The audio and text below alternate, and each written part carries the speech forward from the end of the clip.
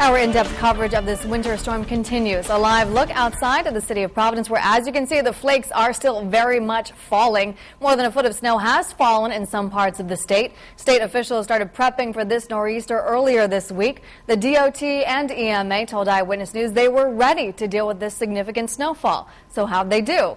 Eyewitness News reporter Mike Montecalvo and analyst Lieutenant General Reginald Centracchio join us now to talk about the state's response.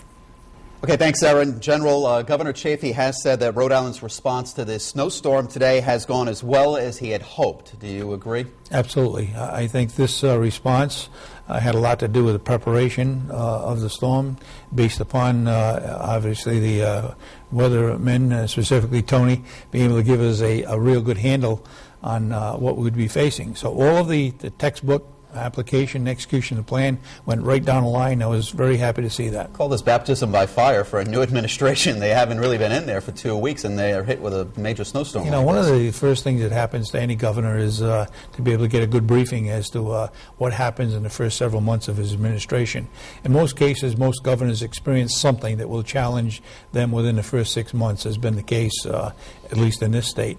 And I think this was a good opportunity to see him as to how he operates.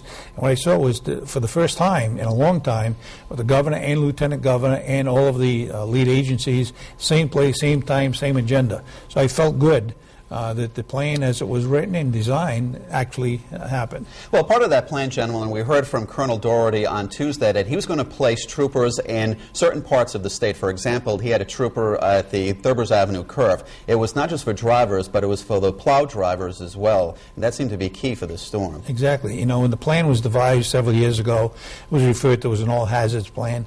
But the same thing applies whether it's a hurricane, a blizzard, or anything else that would challenge public safety. So what the Colonel talked about was to place specific assets in different places where we know there may be a problem. The same thing is applicable to the National Guard, having their resources and assets placed sporadically and strategically across the state in order to respond accordingly. We didn't do it here, but Massachusetts has declared a state of emergency. What does that mean for that state? Well, each state has a different set of criteria as it relates to certainly geography in the case of Massachusetts. But there are several basic ingredients that go into making a recommendation to the governor. That was whether the airport is open, whether we have trafficability on the roads, electricity, and other things that might challenge the ability of the state to function without calling in additional assets. All right, General, thank you. If you want to hear more of the General's comments, you can go to our website, WPRI.com.